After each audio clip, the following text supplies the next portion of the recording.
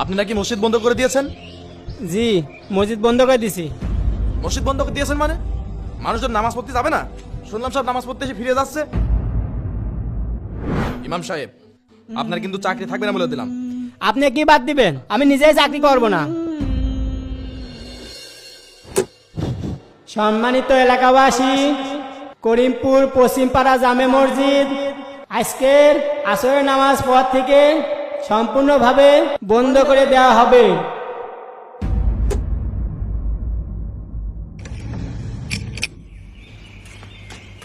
এই হুজুর দাঁড়ান। কি হয়েছে? কি ব্যাপার? মাইকে এগুলো কি শুনছি? আপনি নাকি মসজিদ বন্ধ করে যাচ্ছেন?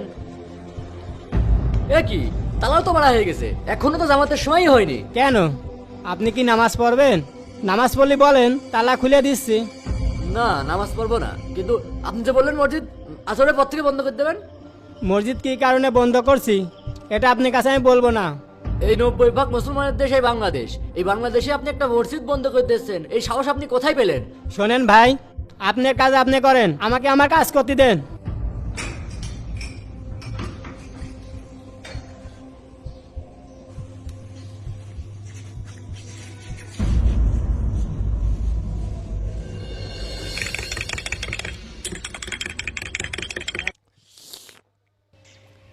ক্যাশিয়ার সাহেব, আপনাদের ইমাম সাহেব নাকি মসজিদ বন্ধ করে দিল, খোঁজ খবর কি কিছু রাখেন?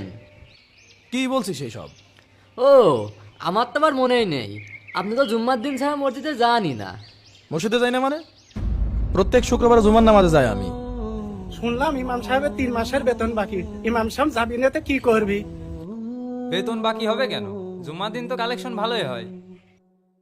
ক্যাশিয়ার সাহেব, ক্যাশে এখন কয় টাকা আছে? ক্যাশে কয় টাকা আছে না আছে